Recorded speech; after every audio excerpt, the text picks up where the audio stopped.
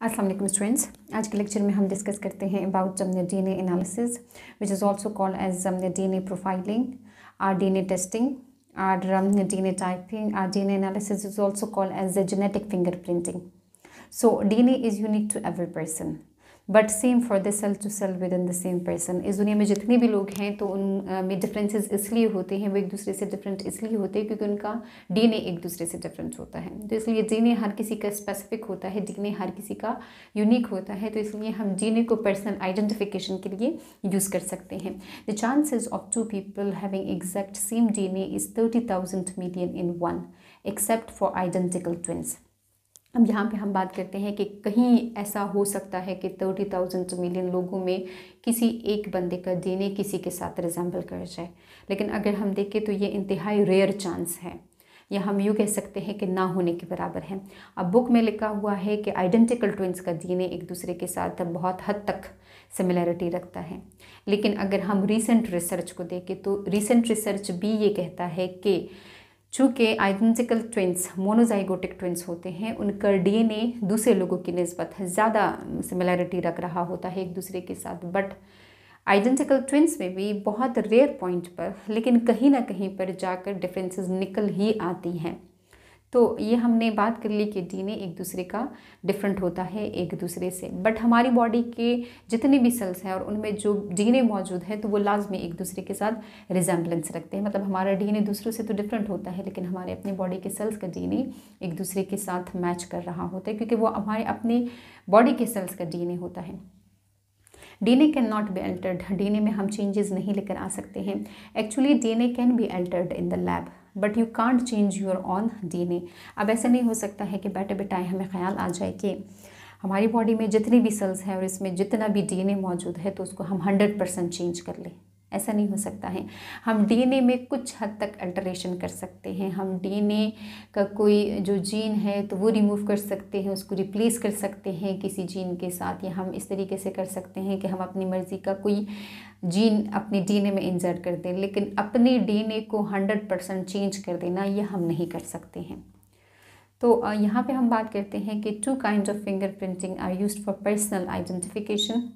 एक तो normal conventional fingerprinting है, जो कि नादरा वालों के पास हमारे थंब इम्प्रेशंस मौजूद होते हैं और जिससे हमारी पर्सनल आइडेंटिफिकेशन होती है. तो एक तो ये मेथड हो गया. दूसरा जो कि बहुत ज़्यादा एक्यूरेट मेथड है पर्सनल आइडेंटिफिकेशन के लिए, वो है DNA fingerprinting. And this type of fingerprinting and this type of identification becoming the primary method for identifying and distinguish among individual human being. अगर हम नॉर्मल कन्वेंशनल फिंगरप्रिंटिंग की बात करें तो कहीं पर हम इस जो नॉर्मल कन्वेंशनल फिंगरप्रिंटिंग है तो इसको हम चेंज कर सकते हैं. जो हमारे थंब के इम्प्रेशंस हैं, हमारे जो फिंगर्स के इम्प्रेशंस हैं, तो ये हम सर्जरीज़ के ज़रिए चेंज कर सकते हैं. अगर कहीं पर किसी को इंजरी लगती है इसी फिंगर वाले एरियाज़ में तो यहाँ के जो पैटर्न्स हैं, यहाँ के जो इम्प्रेशंस हैं तो वो चेंज हो जाते हैं. बट हमारा जो डीएनए है वो कभी भी चेंज नहीं हो सकता है. अगर किसी को चोट लगती है या कोई अपने डीएनए को चेंज भी करना चाहे तो वो उसको चेंज नहीं कर सकता है. इसलिए डीएनए से पर्सनल आइडेंटिफिकेशन करना ये एक बहुत एक्यूरेट मेथड होता है आइडेंटिफिकेशन का. तो अब हम डिफ़ाइन करते हैं डीएनए फिंगरप्रिंटिंग को. यहाँ पे मैं आपको ये बात बता दूँ कि ये जो डीएनए फिंगरप्रिंटिंग के साथ फिंगरप्रिंटिंग का टर्म लगा हुआ है, तो ये क्यों लगा हुआ है? अगर मैं टर्म बोलूँ फिंगरप्रिंटिंग तो आपके माइंड में क्या आता है? आपके माइंड में यही आता है ना कि मैं पर्सनल आइडेंटिफिकेशन की बात कर रही हूँ, क्योंकि हमारे फिंगर के पैटर्न्स एक दूसरे से डिफरेंट होते हैं. तो सेम ये जो डीएनए फिंगरप्रिंटिंग है, इससे भी हमारा मुराद यही होता है कि ये हमारी पर्सनल आइडेंटिटी होती है. ये बात आपको माइंड में रखनी है कि ये टर्म हमने इस डीएनए के फिंगरप्रिंटिंग के साथ इसलिए लगाया हुआ होता है ताकि हम डायरेक्ट इसको माइंड में क्लिक कर सके कि हम पर्सनल आइडेंटिफिकेशन की बात कर रहे हैं. A technique which is used by scientists to distinguish between individual of the same species using only samples of DNA. तो हमारा जो DNA है वो तो दूसरी स्पीशीज़ के से लाजमी डिफरेंट होगा, क्योंकि 2 डिफरेंट स्पीशीज़ आ जाती है, लेकिन एक ही स्पीशी में डिफरेंट इंडिविजुअल को उनको उनके DNA से आइडेंटिफाई करना, ये प्रोसेस डीएनए फिंगरप्रिंटिंग कहलाता है. हमने इसको दूसरे तरीके से भी हम डिफ़ाइन कर सकते हैं. हम इसको it is a method of identifying an individual bye unique characteristics of the person DNA.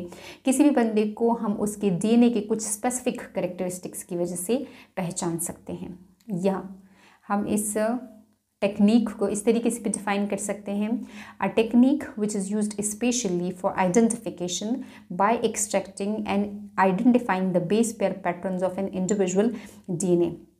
हमारे ये जो न्यूक्लियोटाइड के सीक्वेंस हैं, इनको जानकर ही हम डिफरेंट जो लोग हैं तो उनके दरम्यान में आइडेंटिफिकेशन कर सकते हैं। तो ये हमने समझा डीएनए फिंगरप्रिंटिंग की डेफिनेशन के बारे में कि हम एक ही स्पीशी के अंदर डिफरेंट इंडिविजुअल के डीएनए को आइडेंटिफाई कर ही हम डिफरेंट इंडिविजुअल को आइडेंटिफाई कर सकते हैं एक दूसरे से। और हमने ये भी कहा कि हमारे ये जो डीएनए है तो इसमें कुछ स्पेसिफिक पैटर्न्स होते हैं, कुछ स्पेसिफिक कैरेक्टरिस्टिक्स होते हैं जिसकी वजह से हम पर्सन को आइडेंटिफाई कर रहे होते हैं। और तीसरी डेफिनेशन हमने ये की कि हमारे ये जो बेस पेयर्स हैं, ये जो हमारे न्यूक्लियोटाइड्स की अरेंजमेंट होती हैं, तो ये कहीं ना कहीं पर जाकर दूसरे लोगों से डिफरेंट हो जाती हैं और इसी चीज़ को हम पर्सनल आइडेंटिफिकेशन के लिए यूज़ कर रहे होते हैं। थोड़ी सी हिस्ट्री की बात करते हैं। The process of DNA fingerprinting was developed by professor Alec Jeffrey in 1985 and it has now been used successfully in many crime and paternity cases in worldwide। इसी टेक्निक के ज़रिए हम क्रिमिनल को पकड़ सकते हैं या हम जो पेटर्निटी डिस्प्यूट्स हैं तो उनको सॉल्व कर सकते हैं। अब हम प्रोसीजर की बात करते हैं डीएनए फिंगरप्रिंटिंग की। डिफरेंट तरह के प्रोसीजर्स यूज़ हो सकते हैं, लेकिन उनमें से एक प्रोसीजर है रिस्ट्रिक्शन फ्रेगमेंट लेंथ पॉलीमॉर्फिज्म, जिसको हम सिंपली RFLPs या रिफ्लिफ प्रोनाउंस करते हैं। One of the several technique used for DNA analysis. ये जो टेक्निक है it targeted particular repeating sequence of DNA found at number of loci, यानी कि मल्टी लोकस पर कुछ रिपीटिंग सीक्वेंसेस मौजूद होते हैं जिनकी वजह से हम डिफरेंट लोगों का डीएनए एक दूसरे से आइडेंटिफाई कर सकते हैं। और ये जो रिपीटिंग सीक्वेंसेस होते हैं इनको हम कहते हैं टेंडम रिपीट्स। हमारे डीएनए में एक्चुअली दो रीजन्स होते हैं, एक को हम बोलते हैं कोडिंग रीजन और दूसरे को हम कहते हैं non coding regions. Coding region का मतलब ये होता है कि यहाँ पे जो जीन्स मौजूद होते हैं तो they are responsible for the formation of particular proteins. और जो नॉन कोडिंग रीजन में जो सीक्वेंसेस मौजूद होते हैं तो ये किसी अमाइनो एसिड्स के लिए कोड नहीं होते हैं, इसलिए इनके अकॉर्डिंग कोई भी प्रोटीन नहीं बन रहा होता है। यहाँ पे हम कहते हैं कि नॉन कोडिंग रीजन्स हमारे इस डीएनए में क्यों मौजूद होते हैं, मे बी कि इनका हमारे जो इंसेस्टर्स हैं तो उनमें कोई रोल था, लेकिन अब हमारी बॉडी में आकर ये नॉन कोडिंग रीजन्स बन चुके हैं। ये हमारी बॉडी में किसी प्रोटीन को कोड नहीं कर रहे होते हैं, एवोल्यूशनरी हिस्ट्री के साथ लिंक रखते हैं, लेकिन हमारी बॉडी में इनका काम नहीं होता है, मतलब कोडिंग रीजन्स नहीं होते हैं ये। तो ये जो कोडिंग रीजन है ये सब लोगों का सेम होता है। सेम इसलिए है क्योंकि आपकी बॉडी में जो इंसुलिन बन रहा होता है तो वो दूसरी की बॉडी में भी बन रहा होता है, आपकी बॉडी में जो मेलेनिन बन रहा है तो वो दूसरी की बॉडी में भी बन रहा होता है। तो ये सारी चीज़ें कोडिंग रीजन्स की वजह से बन रही होती है, इसलिए कोडिंग रीजन सबका सेम ही होता है। लेकिन जो नॉन कोडिंग रीजन है यहाँ पे डिफरेंसेस आ जाती हैं और इन्हीं डिफरेंसेस को हम डीएनए प्रोफाइलिंग के लिए यूज़ कर रहे होते हैं। 99% DNA of all individuals are same, but 1% differences मौजूद है डिफरेंट लोगों के डीएनए में, और इसी 1% को ही हम यूज़ कर हम डिफरेंट लोगों में डिफरेंसेस मालूम कर सकते हैं। यहाँ पे अभी मैं आपको थोड़ा सा समझाती हूँ। ये हमारे पास है पर्सन 1 का डीएनए, यह है पर्सन 2 का डीएनए और यह है पर्सन 3 का डीएनए। तो अभी आपको समझना है कि इन 3 डिफरेंट लोगों के डीएनए में किस तरीके से डिफरेंस होता है। मैंने अभी आपसे कहा कि हम इस डीएनए प्रोफाइलिंग के लिए रिस्ट्रिक्शन फ्रेगमेंट लेंथ पॉलीमॉर्फिज्म का यूज़ कर रहे होते हैं, और उसमें मैंने आपको ये कहा कि हम उसमें टारगेट करते हैं कुछ रिपीटिंग सीक्वेंसेस। ये हमारे पास जीन है जो कि कोडिंग जीन है, किसी प्रोटीन को कोड कर रहा होता है। तो ये देखिए सब में सेम है। इस तरीके से ये भी जीन है, ये भी सब में सेम है। ये भी जीन है, किसी प्रोटीन को कोड कर रहा होगा, ये भी सब लोगों के अंदर सेम है। लेकिन ये वाला जो पोर्शन है, अब ये वाला है नॉन कोडिंग रीजन, ये किसी प्रोटीन को स्पेसिफाई नहीं कर रहा होता है। लेकिन इस नॉन कोडिंग रीजन में जो न्यूक्लियोटाइड्स मौजूद हैं वो किस तरीके से मौजूद होते हैं, कुछ हमारे पास इस किस्म के पैटर्न्स में मौजूद होते हैं क्योंकि वो बार बार रिपीट हो रहे होते हैं। ये जो मैंने आपको एक बॉक्स बनाया हुआ है, इट मीन कि यहाँ पे कोई स्पेसिफिक न्यूक्लियोटाइड्स का जो ग्रुप सीक्वेंस है तो वो रिपीट हो रहा होता है। तो अगर हम इस पर्सन में देखें तो इसमें ये 10 टाइम्स रिपीट हो रहा होता है सेम सीक्वेंस। जिस तरीके से GACA है तो ये एक स्पेसिफिक सीक्वेंस है, तो ये यहाँ पे 10 टाइम्स रिपीट होगा। वही स्पेसिफिक सीक्वेंस इस वाले बंदे में 14 टाइम्स रिपीट हो रहा होगा। और इस थर्ड पर्सन में वही सीक्वेंस सब में सेम है, लेकिन नंबर ऑफ रेपिटेशन एक दूसरे से डिफरेंट होती है। इस वाले बंदे में सेम सीक्वेंस 5 टाइम्स रिपीट होगा। तो अब आप देख भी सकते हैं कि जो नॉन कोडिंग रीजन है इसमें रिपीटिंग DNA डिफरेंट होता है। यहाँ पे हम कोई दूसरा सीक्वेंस ले लेते हैं, जिस तरीके से AA, CC, G हो गया, तो यहाँ पे वो रिपीट हो रहा होता है फॉर 12 टाइम्स। इस पर्सन 2 के DNA में वो 8 टाइम रिपीट हो रहा होता है। सेम सीक्वेंस है लेकिन नंबर ऑफ रेपिटेशन एक दूसरे से डिफरेंट होती है। और इस पर्सन 3 के DNA में वो 10 टाइम्स रिपीट हो रहा होता है। तो अब आप देखिए सब लोगों का जो DNA है वो कहाँ पर एक दूसरे से डिफरेंट होता है, वो इस नॉन कोडिंग रीजन में कुछ रिपीटिंग सीक्वेंसेस की वजह से एक दूसरे से डिफरेंट होता है। तो इन्हीं सीक्वेंसेस को हम यूज़ करने वाले हैं इसी DNA प्रोफाइलिंग के प्रोसीजर में। स्टूडेंट्स, वैसे तो हमारे नॉन कोडिंग रीजन में डिफरेंट टेंडम रिपीट्स हो सकते हैं, मतलब कि कम नंबर में भी न्यूक्लियोटाइड्स रिपीट हो सकते हैं या ज़्यादा नंबर में भी न्यूक्लियोटाइड्स हम रिपीट हो सकते हैं। तो अगर ज़्यादा नंबर में न्यूक्लियोटाइड्स बार बार रिपीट हो रहे हैं तो इसको हम बोलते हैं variable number of tandem repeat, जो कि 1 टाइप का टेंडम रिपीट है और इसको हम सिंपली VNTRs भी बोलते हैं। मैं दोबारा रिपीट कर देती हूँ। मैंने ये कहा कि ऐसा भी हो सकता है कि नॉन कोडिंग रीजन में कम नंबर में न्यूक्लियोटाइड्स अपने आप को रिपीट करें, मतलब कि G और AA अब ये कम नंबर में हैं और ये बार बार रिपीट हो रहे होते हैं। तो इस तरीके का भी टेंडम रिपीट्स हो सकता है और इस तरह का भी टेंडम रिपीट हो सकता है कि बहुत ज़्यादा न्यूक्लियोटाइड्स हों और वो बार बार रिपीट हो रहे हो। तो ऐसे न्यूक्लियोटाइड्स की बार बार रिपीटिशन को हम बोल रहे होते हैं variable number of tandem repeats. तो डिफरेंट लोगों में यही VNTRs जो कि variable number of tandem repeats हैं, तो इनका जो सीक्वेंस है तो वो सेम होगा। ठीक है, सीक्वेंस न्यूक्लियोटाइड का सेम होगा but number of repetition different होगी डिफरेंट लोगों में। मतलब सेम सीक्वेंस आप में भी है और वही सेम सीक्वेंस मुझ में भी मौजूद है, लेकिन हो सकता है कि आप में वही सीक्वेंस 10 टाइम रिपीट हो रहा हो और मेरी बॉडी के अंदर वो ओनली 2 टाइम रिपीट हो रहा होता है।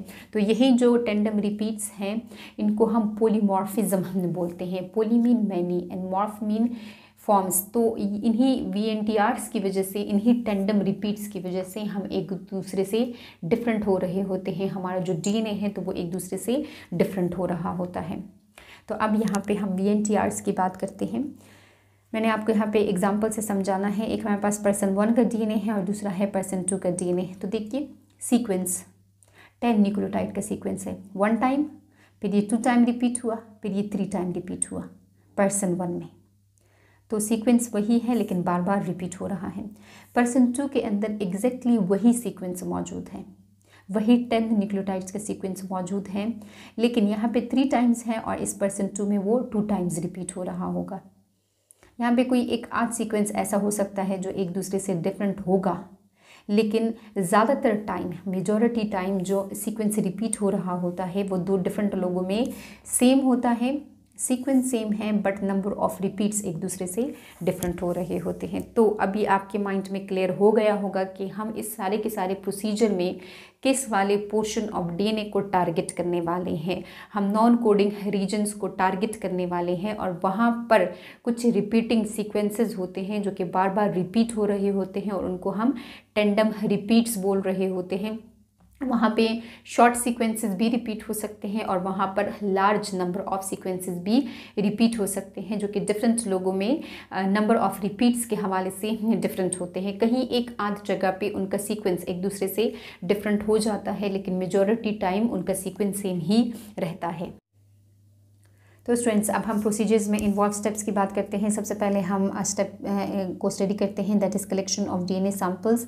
तो डीएनए को हम एक्सट्रैक्ट करते हैं किसी भी सेल से, और वो सेल्स हमें मिले हुए होते हैं at the site of crime scene, या अगर आप पेटर्निटी डिस्प्यूट को सॉल्व करना चाहते हो तो वही सेल्स आप लेते हो पेरेंट्स से, यानी कि मदर और फादर से लेते हो। और अगर आपने एवोल्यूशनरी हिस्ट्री चेक करनी होती है तो वो सेल्स आप किसी भी ममीफाइड ऑर्गेनिज्म से ले सकते हो, या फोसिल्स जो आपको मिले हुए होते हैं तो उनसे आप सेल्स ले लेते हो, फिर उनसे डीएनए एक्सट्रैक्ट कर लोगे, और फिर उस डीएनए के अंदर जो बेस सीक्वेंसेस मौजूद होंगे तो उनको आइडेंटिफाई कर आप उस ऑर्गेनिज्म की पूरी हिस्ट्री को जान सकते हो। तो ये सेल्स ब्लड सेल्स भी हो सकते हैं। ब्लड सेल्स में आपने WBC से डीएनए एक्सट्रैक्ट करना होता है, क्योंकि RBC के पास डीएनए मौजूद नहीं होता है, क्योंकि उसके पास न्यूक्लियस ही नहीं होता है। या cells at the base of hair, अगर आपको क्राइम सीन से कोई हेयर मिला है तो उस हेयर के बेस पे सेल्स मौजूद होते हैं, तो उन सेल्स को भी आप यूज़ कर सकते हो, वहाँ से भी आप डीएनए एक्सट्रैक्ट कर सकते हो। सीमन सैंपल से भी हम जो डीएनए है वो ले सकते हैं, और ये रेप केसेस में यूज़ होता है। इसके अलावा स्किन सेल्स है या कोई भी सेल जिसके पास डीएनए मौजूद होता है। तो very small amount of DNA is sufficient because it can be amplified by PCR। 2-3 cell से जस्ट आप डीएनए एक्सट्रैक्ट कर लेते हो, और फिर उसको PCR के ज़रिए उसका नंबर एम्पलीफाई कर देते हो। जब उसका नंबर एम्पलीफाई हो जाता है तो उसके ऊपर फिर हम दूसरा स्टेप अप्लाई करते हैं, दैट इज़ RFLPs, यानी कि रिफ्लिप, यानी कि रिस्ट्रिक्शन फ्रेगमेंट लेंथ पॉलीमॉर्फिज्म। हम इसी एम्पलीफाइड डीएनए को एक ट्यूब में रख देते हैं अलॉन्ग विद द रिस्ट्रिक्शन एंडोन्यूक्लियेसेस। हम एक या कुछ रिस्ट्रिक्शन एंडोन्यूक्लियेसेस को उन ट्यूब में रख देते हैं along with our desired DNA. तो ये जो रिस्ट्रिक्शन एंडोन्यूक्लियेसेस है ये डाइजेशन करते हैं हमारे डीएनए की, उसको तोड़ रहे होते हैं। The DNA is cut into fragments using restriction enzymes. Cutting करते हैं ये एक स्पेसिफिक बेस सीक्वेंस को, क्योंकि इससे पहले भी हमने ये बात की कि रिस्ट्रिक्शन एंड एंडोन्यूक्लियेसेस ये स्पेसिफिक होते हैं, स्पेसिफिक सीक्वेंस को आइडेंटिफाई करते हैं और स्पेसिफिक जगह पर कट लगाते हैं। सो रिस्ट्रिक्शन फ्रेगमेंट लेंथ पॉलीमॉर्फिज्म हमारे पास आ जाती है, मतलब कि हमारे पास फ्रेगमेंट्स बन जाते हैं ऑफ डिफरेंट साइजेस के। तो इसी जो टेक्निक है इसको हमने नाम भी इसी बेसिस पर दिया हुआ है कि हमारे पास डिफरेंट फ्रेगमेंट्स बनते हैं, और वो क्यों बन जाते हैं, वो रिस्ट्रिक्शन एंजाइम्स की वजह से, और इन्हीं फ्रेगमेंट्स की वजह से पॉलीमॉर्फिज्म आ रही होती है। इसी फ्रेगमेंट्स के डिफरेंट हो जाने की वजह से डिफरेंट लोग एक दूसरे से डिफरेंट होते हैं। इसी बात को हम समझते हैं। ये है हमारे पास पर्सन 1 का डीएनए, और ये है हमारे पास पर्सन 2 का डीएनए, और यहाँ पे हमने टारगेट करना है रिपीटिंग सीक्वेंस को। तो जो रिस्ट्रिक्शन एंडोन्यूक्लियेसेस हमने इस वाले डीएनए के ऊपर अप्लाई किए हुए होते हैं, तो उसी रिपीटिंग सीक्वेंस में उस रिस्ट्रिक्शन एंडोन्यूक्लियेस का एक जो रिस्ट्रिक्शन साइट है, जो कटिंग साइट है, वो ये आ जाता है, और दूसरा जो रिस्ट्रिक्शन साइट है तो वो ये आ जाता है। जबकि पर्सन 2 के डीएनए में एक रिस्ट्रिक्शन साइट ये है और एक रिस्ट्रिक्शन साइट ये है। अगर आप देखो तो दोनों पर्सन के डीएनए में एग्जैक्ट सिमिलर पॉइंट पे रिस्ट्रिक्शन साइट मौजूद नहीं है फॉर द सेम रिस्ट्रिक्शन एंडोन्यूक्लियेस। तो जब ये यहाँ से कट कर देता है और यहाँ से कट कर देता है इस डीएनए को, तो ये इतना सा पोर्शन बन जाता है, और ये वाला जो फ्रेगमेंट है तो ये आ जाता है, ये वाला पार्ट ये मौजूद है। अगर हम पर्सन 2 के डीएनए को रखेंगे उसी सेम रिस्ट्रिक्शन एंडोन्यूक्लियस को, तो यहाँ पे कट लग जाने की वजह से ये पोर्शन सेपरेट हो जाएगा, ये इतना बड़ा फ्रेगमेंट आ जाएगा हमारे पास, और यहाँ से कटिंग हो जाएगी तो ये छोटा सा फ्रेगमेंट बन जाएगा। अगर आप गौर से देखो तो इन रिस्ट्रिक्शन एंजाइम्स की वजह से हमारे पास ये जो फ्रेगमेंट्स बने हैं, क्या ये सारे फ्रेगमेंट्स या ये 2 पर्सनस के जो फ्रेगमेंट्स हैं क्या ये सिमिलर हैं? नो। तो यहाँ पास डिफरेंट फ्रेगमेंट्स बन जाते हैं इसी प्रोसीजर के दौरान में। तो इसको हम बोलते हैं रिफ्लिप, मतलब रिस्ट्रिक्शन फ्रेगमेंट्स लेंथ पॉलीमॉर्फिज्म। और ये डिफरेंट फ्रेगमेंट्स क्यों हमें ऑब्टेन हो जाते हैं? Because of the cutting of restriction endonucleases. तो ये हमने सेकेंड स्टेप को स्टडी कर लिया कि हमारे पास डिफरेंट फ्रेगमेंट्स आ जाते हैं डिफरेंट साइजेस के। स्टूडेंट्स थोड़ा सा मैं आपको क्लियर करती हूँ कि जो रिस्ट्रिक्शन एंडोन्यूक्लियेसेस थे तो उन्होंने डिफरेंट जगहों पे किस तरीके से कट लगा, डिफरेंट फ्रेगमेंट्स किस तरीके से प्रोड्यूस किए। ये हमारे पास पर्सन 1 का डीएनए है, और इसमें ये जो 10 टर्म रिपीट्स हैं तो ये 3 टाइम के लिए रिपीट हो रहे हैं, और ये एक ऐसा सीक्वेंस है जो कि रिपीट तो हो रहा है लेकिन ये दूसरे के साथ रिजेंबल नहीं करता है। ये पर्सन 2 का डीएनए है और इसमें ये जो टेंडम रिपीट्स हैं तो ये 2 टाइम्स के लिए रिपीट हो रहे हैं और ये वाला वो वर्ड सीक्वेंस है जो कि इसके साथ रिजेंबल नहीं कर रहा है। ज़्यादातर ये वाले रिपीट्स हो रहे होते हैं, ये कम टाइम के लिए रिपीट हो रहे होते हैं। कहीं एक आध जगह पे ये एक दूसरे से डिफरेंट हो सकता है, लेकिन हमारा फोकस इसी टेंडम रिपीट्स के ऊपर है, ये जो बार बार रिपीट हो रहे होते हैं। अब जब हमने इस पर्सन 1 का डीएनए एक्सट्रैक्ट किया और इसको हमने रिस्ट्रिक्शन एंडोन्यूक्लियस को एक्सपोज किया, तो उस रिस्ट्रिक्शन एंडोन्यूक्लियस ने उसका जो साइट था, रिस्ट्रिक्शन साइट, तो एक वो यहाँ पर था और दूसरा यहाँ पर था और तीसरा यहाँ पर था।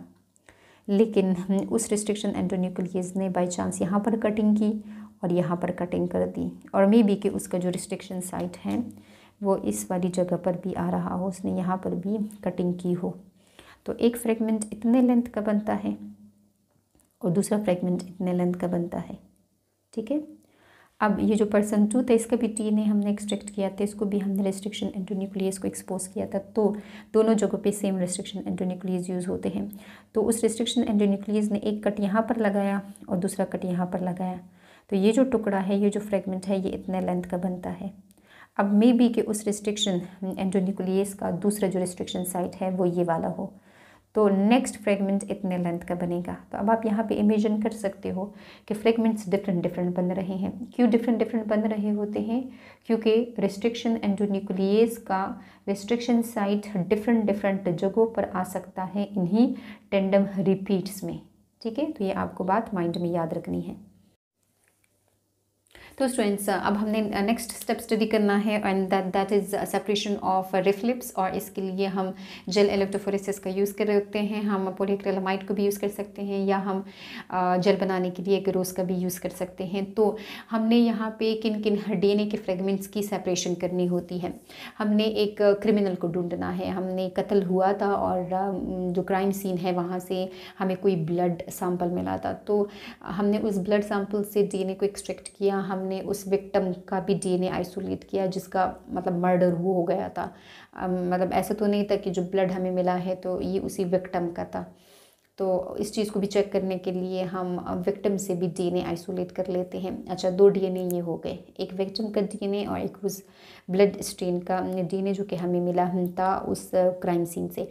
और कुछ हमारे पास सस्पेक्टेड लोग हैं, एक्चुअल क्रिमिनल का भी पता नहीं है, कुछ सस्पेक्टेड लोग हैं, तो हमारे पास मे बी कि 2 सस्पेक्टेड लोग हो, तो हमने उन 2 सस्पेक्टेड पर्सन से भी डीएनए आइसोलेट कर लिया था और उनसे भी हमने रिस्ट्रिक्शन एंडोन्यूक्लियस की वजह से डिफरेंट डिफरेंट फ्रेगमेंट्स ऑब्टेन कर लिए थे। तो हमने जेल में 4 वेल्व्स बनाए। एक वेल में हमने विक्टिम प्रोफाइल का डीएनए डाल दिया, ठीक है। एक हमने वो वाला डीएनए डाल दिया जो कि हमें ब्लड सैंपल्स से मिला था।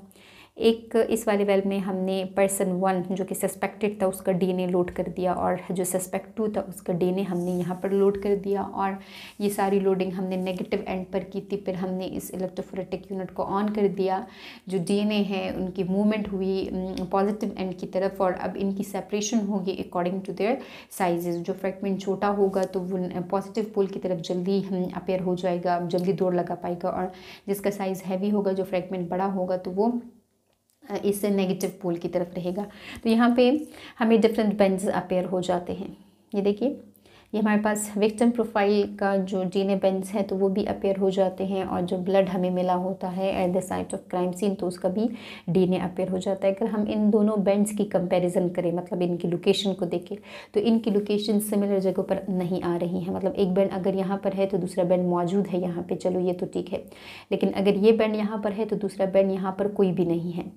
अगर एक बेंड इस ब्लड सैंपल का यहाँ पे बन रहा है तो दूसरा यहाँ पर नहीं बन रहा है। इसी तरीके से इस वाले बेंड को देखें तो यहाँ पर नहीं बन रहा है। तो इससे तो ये बात कंफर्म है कि जो हमें ब्लड मिला था उस जगह से तो वो विक्टिम का ब्लड नहीं था, मतलब जिसका कत्ल हो चुका है तो उसका ब्लड नहीं था, बल्कि जिसने कत्ल किया है जो एक्चुअल क्रिमिनल है तो ये उसी का ब्लड था। तो अब हमने इस क्रिमिनल तक पहुँचना है, अब हमने इसका सस्पेक्ट के साथ कंपेरिजन करना है। तो अगर हम सस्पेक्ट 1 के डीएनए के बेंड्स की हम पोजीशनिंग देखें तो हमारे पास सस्पेक्ट 1 में बेंड यहाँ पर बन रहा है, जबकि कोई भी बेंड यहाँ पे नहीं बन रहा है।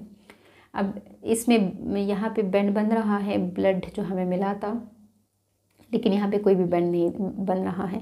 इसी तरीके से यहाँ पे बैंड बन रहा है तो यहाँ पे बैंड नहीं बन रहा है। जो सस्पेक्ट 1 का डीएनए के बैंड्स हैं और जो ब्लड सैंपल के डीएनए का बैंड है वो एक ही लोकेशन पे नहीं बन रहे हैं। तो इट मीन के सस्पेक्ट 1 तो इनोसेंट है इस केस में, अब वो क्रिमिनल नहीं है क्योंकि बैंड्स की लोकेशन एक जैसी नहीं है। अगर हम सस्पेक्ट 2 के डीएनए के बैंड्स को देखें तो इसका डीएनए एग्जैक्टली उसी लोकेशन पर अपेयर हो रहा है जो हमें ब्लड मिला था उस जगह से। तो इट मीन के ये इसी बंदे का ब्लड है, ठीक है, ये सस्पेक्ट 2 का ही ब्लड है। दोनों सेम जो है वो पर्सन के ब्लड है और सेम डीएनए हमने यूज़ किया हुआ है, इसलिए तो रिस्ट्रिक्शन एंडोन्यूक्लियस ने उसको एक ही जगह पर काटा हुआ है। दोनों के फ्रेगमेंट्स एक ही बने हैं तो इट मीन के ये दोनों ब्लड सैंपल्स, ये दोनों जो हमारे पास डीएनए सैंपल्स हैं ये एक ही बंदे के हैं, इसलिए उसके रिस्ट्रिक्शन एंडोन्यूक्लियस से जो फ्रेगमेंट्स बने हैं तो वो सेम बने हैं। तो यहाँ से कंफर्म हो जाता है। लेकिन चूँकि हमने इस चीज़ को कोर्ट में पेश करना होता है, कोर्ट में हमारी इसी टेक्निक के बेस पर किसी को फांसी भी हो सकती है, तो इसके लिए हम मज़ीद कंफर्मेशन करते हैं। स्टूडेंट नेक्स्ट अब डिस्कस करते हैं that is denaturation of RFLP fragments. The electrophoresed gel is placed into an alkaline solution that typically containing sodium hydroxide to denature the double standard DNA. अब हमने इसी जेल को उठाकर सोडियम हाइड्रोक्साइड के solution में dip कर देना है, जिसकी वजह से जेल में मौजूद हमारा double standard DNA single stand में कन्वर्ट हो जाएगा। अब हम डीनेचरेशन क्यों करना चाहते हैं? द डीनेचरेशन में improve binding of the negatively charged DNA to a positively charged membrane. And second जो इस काम के लिए हमारा मकसद होता है वो ये होता है कि separating it into single standard DNA for the later hybridisation to the probe. अब हमने नेक्स्ट प्रोसीजर में ये करना होता है कि जो जेल है जिसमें हमारे फ्रेगमेंट सेपरेट हो चुके हैं, इनके ऊपर हमने एक मेम्ब्रेन या एक फ़िल्टर पेपर रखना होता है और इसको हम इस जेल के ऊपर रख देते हैं। तो जेल में जहाँ जहाँ पर डीएनए होता है उसको हमारा ये फ़िल्टर पेपर कैपिलरी एक्शन के थ्रू एब्जॉर्ब कर लेता है, सक कर लेता है। तो फिर वो सारे के सारे बैंड्स की अपीयरेंस हमारी इस मेम्ब्रेन के ऊपर आने लगती है। तो ऑल दो कि ये हमारा डीएनए नेगेटिवली चार्ज्ड है और ये जो मेम्ब्रेन है तो ये पॉजिटिवली चार्ज्ड है। नेगेटिव और पॉजिटिव की अट्रैक्शन ऑल दो के ज़्यादा है एक दूसरे के लिए, लेकिन अगर हम इस डीएनए को सिंगल स्ट्रैंड की सूरत में ले आएंगे तो मज़ीद अट्रैक्शन इसकी तेज़ हो जाएगी, ये जल्दी इसको हमारा यही मेम्ब्रेन पिक कर लेगा। ठीक है, एक तो इस काम के लिए कि वो पिकिंग पावर उसकी तेज़ हो जाए उसी मेम्ब्रेन की, वो सिंगल स्ट्रैंडेड डीएनए को जल्दी उठा सकता है। और दूसरी बात हम करते हैं कि जब ये सिंगल स्टैंडर्ड डीएनए आ जाएगा इसी फिल्टर पेपर पर, तो बाद में हमने एक जगह पर प्रोब यूज़ करना होता है आइडेंटिफिकेशन के लिए, कंफर्मेशन के लिए। तो प्रोब चूँकि हमारे पास सिंगल स्टैंडर्ड होता है और सिंगल स्टैंडर्ड डबल स्टैंडर्ड किसी स्ट्रक्चर के साथ, किसी न्यूक्लिक एसिड के साथ बाइंड नहीं हो सकता है, तो इसलिए सिंगल स्टैंडर्ड प्रोब को अटैच करवाने के लिए हमें सिंगल स्टैंडर्ड डीएनए की ज़रूरत होती है। अगर डीएनए डबल स्टैंडर्ड सूरत में होगा तो प्रोब उसके साथ नहीं कंबाइन हो सकता है और प्रोब हम कंफर्मेशन के लिए या आइडेंटिफिकेशन के लिए यूज़ कर रहे होते हैं अपने डिज़ायर्ड डीएनए को। तो ये हमने डिस्कस किया कि हम डीनेचरेशन क्यों करते हैं रिफ्लेक्ट फ्रेगमेंट्स की। तो ऐसा रिवाइज भी कर लेते हैं। हमने कहा कि हमारा जो डीएनए है तो वो यूनिक होता है, इसको हम पर्सनल आइडेंटिफिकेशन के लिए यूज़ करते हैं। जिस तरीके से हम अपने थंब के इम्प्रेशंस को यूज़ कर रहे होते हैं, अपने फिंगर प्रिंटिंग को यूज़ कर रहे होते हैं आइडेंटिफिकेशन के लिए, इस तरीके से हमारा डीएनए भी हमारी आइडेंटिफिकेशन के लिए यूज़ होता है। बहुत ज़्यादा एक्यूरेट होता है क्योंकि हमारा डीएनए हमारी लाइफ में कभी भी चेंज नहीं हो सकता है। हल्की फुल्की अल्टरेशन हो सकती है लेकिन 100% नहीं चेंज हो सकता है। तो जब हम किसी दो बंदों का डीएनए आपस में मैच करवा रहे होते हैं तो उसके लिए हम दोनों बंदों का डीएनए ले लेते हैं और जो डीएनए है तो उसमें कुछ स्पेसिफिक जगह होती है जिसको हम बोलते हैं कि ये नॉन कोडिंग रीजन होते हैं और नॉन कोडिंग रीजन ही डिफरेंट लोगों के अंदर डिफरेंट होते हैं। हमारे कोडिंग रीजन सेम होते हैं क्योंकि हमारी बॉडी के एंजाइम्स है या प्रोटीन्स वगैरह हैं वो तो एक जैसे ही बन रहे होते हैं, लेकिन हमारा जो नॉन कोडिंग रीजन है जो किसी प्रोटीन को स्पेसिफाई नहीं कर रहा होता है तो उसमें कुछ स्पेसिफिक रिपीटिंग सीक्वेंसेस होते हैं। जिसका नंबर ऑफ रिपीट्स एक दूसरे से डिफरेंट हो जाता है। तो हम सबसे पहले स्टेप में डीएनए को आइसोलेट करते हैं। सेल से, कौन से सेल से करते हैं, जो कि हमें उस क्राइम सीन से मिले हुए होते हैं। उन सेल से हम डीएनए एक्सट्रैक्ट कर लेते हैं। वो कोई ब्लड सेल्स भी हो सकते हैं, कोई हेयर के सेल्स भी हो सकते हैं, सीमन सैंपल वगैरह भी हो सकता है, और हमारे पास कोई भी ऐसा सेल हो सकता है जिसके पास डीएनए मौजूद होता है। तो उससे हम डीएनए एक्सट्रैक्ट कर लेते हैं। उस डीएनए को हम एक्सपोज करवा देते हैं रिस्ट्रिक्शन एंडोन्यूक्लियेजेस को। तो रिस्ट्रिक्शन एंडोन्यूक्लियेजेस उन रिपीटिंग सीक्वेंसेस में उसकी डिफरेंट लोकेशंस होती है कट लगाने के लिए। तो वो रिस्ट्रिक्शन एंजाइम कट लगा लेता है अपनी रिस्पेक्टिव जगह पर, जिसकी वजह से डिफरेंट जो साइजेस हैं उनके फ्रेगमेंट्स ऑब्टेन हो जाते हैं। तो इस प्रोसेस को हम कहते हैं रिस्ट्रिक्शन फ्रेगमेंट लेंथ पॉलीमॉर्फिज्म। ठीक है। अच्छा, फिर हमने इन्हीं फ्रेगमेंट्स को ले लेना है और फिर हमने उसको जेल इलेक्ट्रोफोरेसिस पर रन करवा देना है। तो वो जो डीएनए के फ्रेगमेंट्स होंगे तो वो अपने साइजेस के अकॉर्डिंग सेपरेट हो जाएंगे।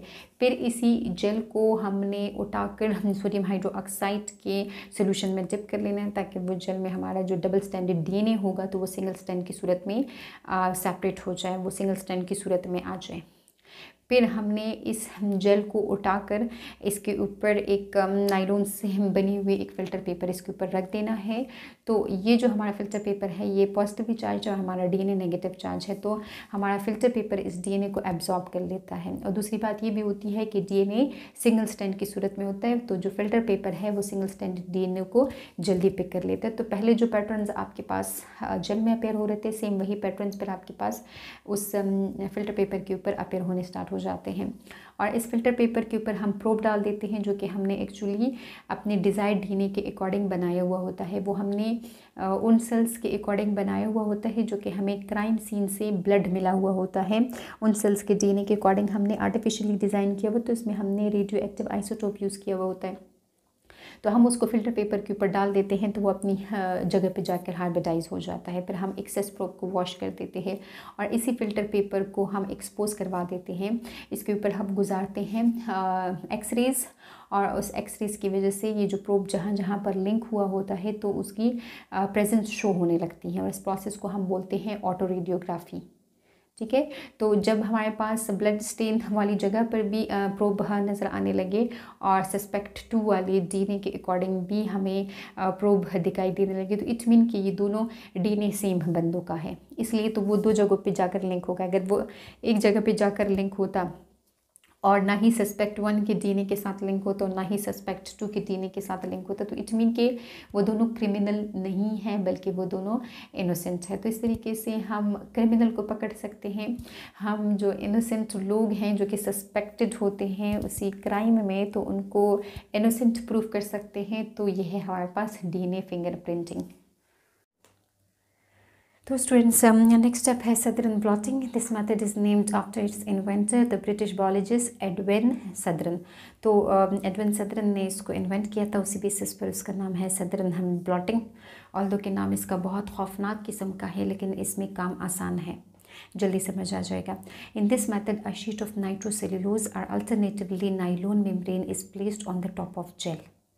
Ion exchange interaction bind the single stranded DNA to the membrane due to the negative charge of the DNA and the positive charge of the membrane. इससे पहले जो स्टेप में हमने बात की कि हम उस जेल को, जिसमें हमारे डीएनए के डिफरेंट फ्रेगमेंट्स सेपरेट हो जाते हैं, उस जेल को हम अल्कलाइन सोल्यूशन में डिप कर लेते हैं ताकि उसके अंदर जो हमारा डबल स्टैंडर्ड डीएनए होता है तो वो सिंगल स्टैंड की सूरत में कन्वर्ट हो जाता है। तो फिर इसी जेल के ऊपर हम एक फ़िल्टर पेपर रख देते हैं, और वो फ़िल्टर पेपर नाइट्रोसेल्यूलोज या नाइलोन से बना हुआ होता है, और वो फ़िल्टर पेपर पॉजिटिव चार्ज होता है, जबकि हमारा डीएनए नेगेटिव चार्ज होता है। तो पॉजिटिव और नेगेटिव का आपस में इंटरेक्शन होता है, अट्रैक्शन होता है, जिसकी वजह से ये जो फ़िल्टर पेपर है ये उस नेगेटिवली चार्ज डीएनए को एब्जॉर्ब कर लेता है, उसको सक कर लेता है।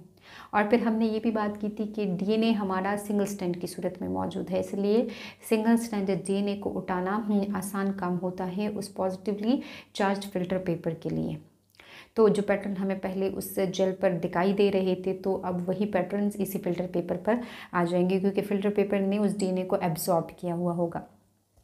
The membrane is then exposed to radioactive probes which hybridize with the denatured DNA, जो कि एक्चुअली सिंगल स्टैंडर्ड डीएनए है, फ्रेगमेंट्स इन ऑल बेंड्स। अब हमने नेक्स्ट ये काम करना होता है कि इस फिल्टर पेपर के ऊपर अब हमने प्रोब डाल देना है, और ये प्रोब क्या है, इसको हमने अपने प्रीवियस लेक्चर में डिस्कस किया हुआ है कि प्रोब एक्चुअली फ्यू न्यूक्लियोटाइड्स का एक ग्रुप होता है और ये हमने किसी डीएनए के नोन सीक्वेंसेस के अकॉर्डिंग तैयार किया हुआ होता है। और इस प्रोब में रेडियो एक्टिव आइसोटोप यूज़ हुआ होता है। जब भी हम कोई पर्टिकुलर रेडिएशन इस प्रोब के ऊपर से गुजारते हैं तो उस रेडियो एक्टिव आइसोटोप को और उन रेडिएशंस का आपस में रिएक्शन होता है, जिसकी वजह से जहाँ पर ये प्रोब मौजूद होता है तो उस प्रोब की जगह हमें आइडेंटिफाई हो जाती है। तो प्रोब हम आइडेंटिफिकेशन पर्पस के लिए यूज़ कर रहे होते हैं कि अपने किसी भी डिज़ायर्ड डीएनए को।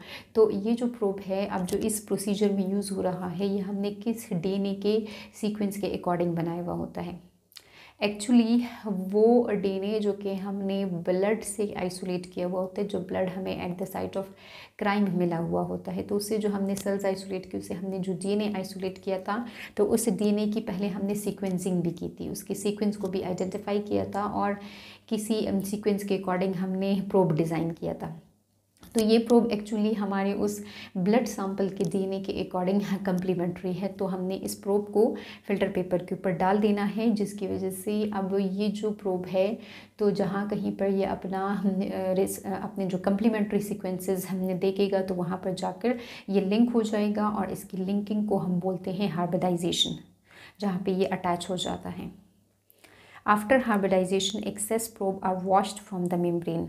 अब हमने कुछ टाइम के लिए ये प्रोब उस फिल्टर पेपर के ऊपर छोड़ देने हैं ताकि इसको प्रॉपर टाइम मिल सके अपने रिस्पेक्टिव जगह पर अटैच होने के लिए।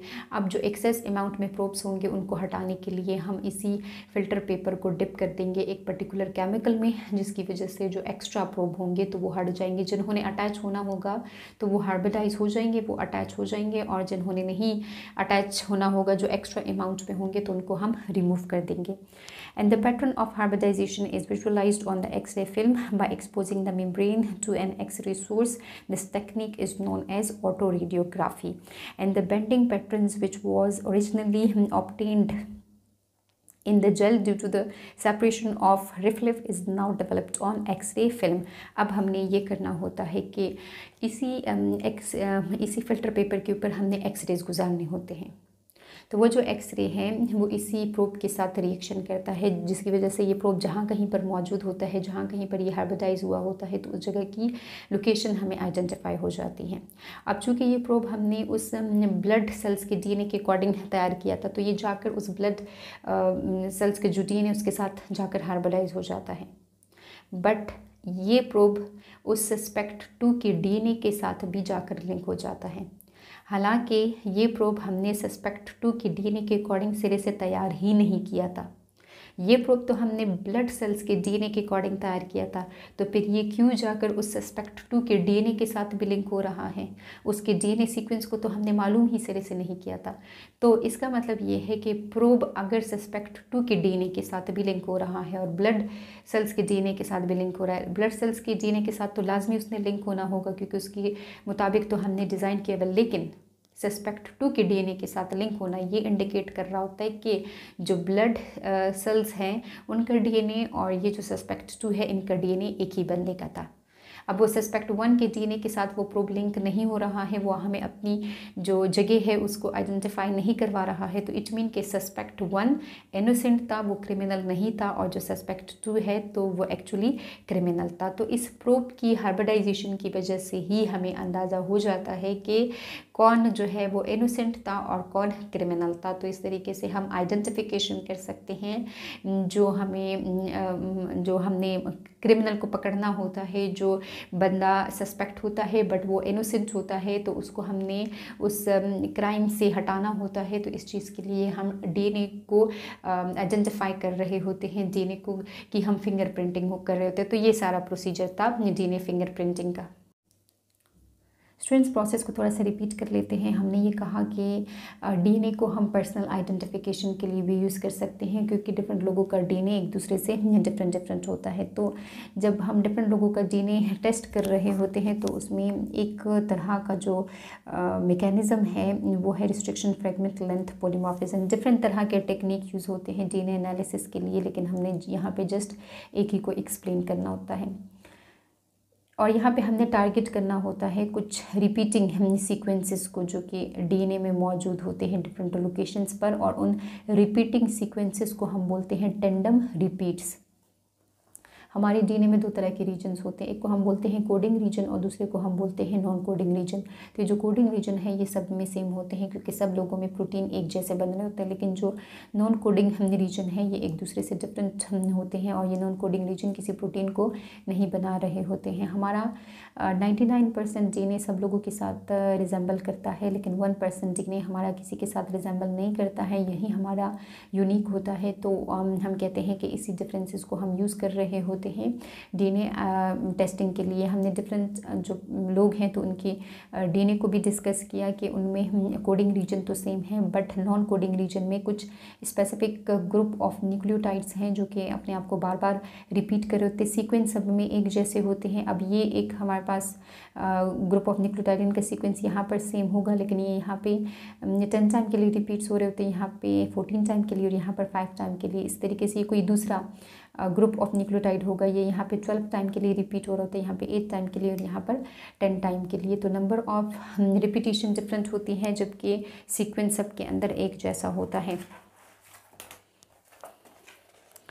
फिर हमने ये बात कही कि अगर न्यूक्लियोटाइड्स का नंबर ज़्यादा है तो इसको हम बोलते हैं variable number of tandem repeats, और ये किसी एक पर्सन में 3 टाइम्स रिपीट हो रहे होते हैं, किसी दूसरे पर्सन में ये 2 टाइम रिपीट होते हैं। नंबर इनका डिफरेंट होता है रिपीट्स का। किसी एक आध जगह पे कोई सीक्वेंस एक दूसरे से डिफरेंट भी हो सकता है, लेकिन ज़्यादातर टाइम इनका सीक्वेंस एक जैसा ही होता है।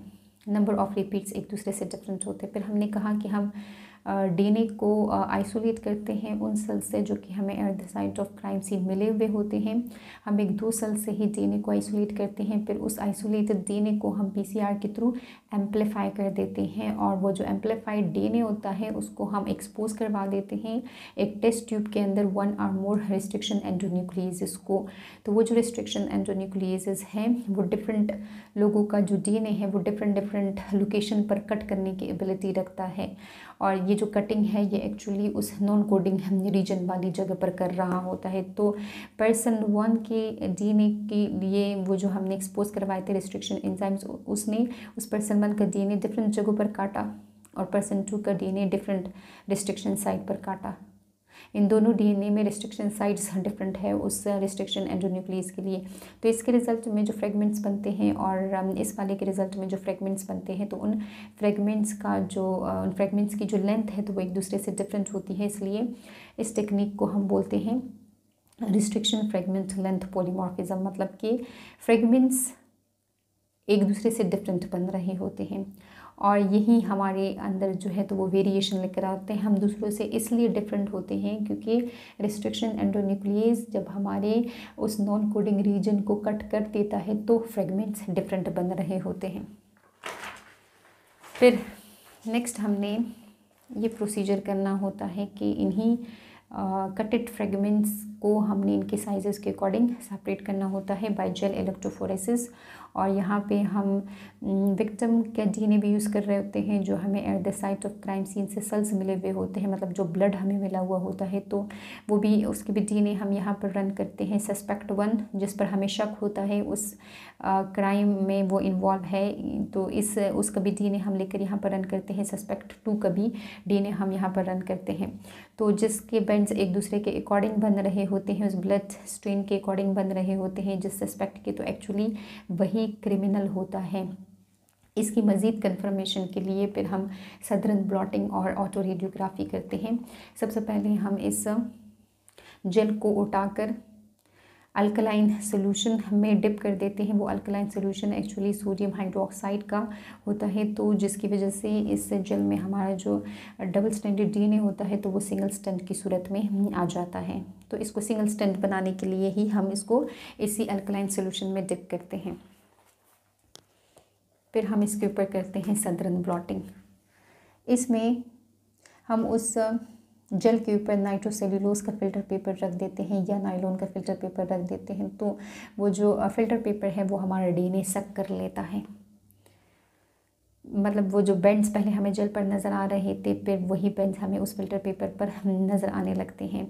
फिर हम इस मेम्ब्रेन के ऊपर प्रोब्स डाल देते हैं। वो प्रोब्स हमने एक्चुअली उन डीएनए के अकॉर्डिंग बनाया हुआ था जो कि हमें ब्लड से मिले थे। उन सेल्स के अकॉर्डिंग, उसके डीएनए के अकॉर्डिंग हमने बनाया हुआ था। ये हमने आर्टिफिशियली डिज़ाइन किया, तो इसमें हमने रेडियो एक्टिव आइसोटोप लगाया हुआ था।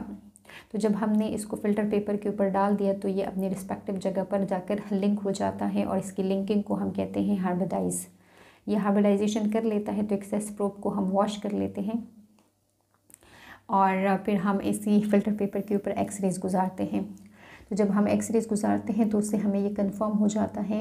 किस तरीके से कंफर्म होता है, क्योंकि वो हमने प्रोब और यही एक्सरेज का आप इसमें रिएक्शन होता है। उस प्रोब में जो हमने रेडियो एक्टिव आइसोटोप यूज़ किया हुआ होता है, तो जहाँ पे हमें प्रोब नज़र आता है तो इट मीन के वही हमारा डिज़ायर्ड डीएनए है। तो प्रोब पहले तो ब्लड के जो डीएनए है उनके अकॉर्डिंग जाकर लिंक हो जाता है और फिर वो सस्पेक्ट 2 के डीएनए के साथ भी लिंक हो जाता है। हालांकि हमने तो सस्पेक्ट 2 के डीएनए के अकॉर्डिंग ये प्रोब डिज़ाइन ही नहीं किया हुआ होता है। ये प्रोब तो हमने ब्लड सेल्स के डीएनए के अकॉर्डिंग बनाया हुआ था। तो फिर वो सस्पेक्ट 2 के डीएनए के साथ क्यों लिंक हो रहा होता है? वो इसलिए लिंक हो रहा होता है क्योंकि जो हमें at the site of crime से जो ब्लड मिला होता है उससे जो हमने डीएनए आइसोलेट किया हुआ होता है और जो सस्पेक्ट 2 है तो वो एक्चुअली दोनों एक ही पर्सन है, इसलिए ही वो जो प्रोब है तो वो जाकर हार्बोडाइज हो रहा था। तो इसी तरीके से हमें किसी बंदे के क्रिमिनल होने का और किसी बंदे के इनोसेंट होने का पता चलता है इसी डीएनए टेस्टिंग की वजह से। तो ये सारा है डीएनए टेस्टिंग।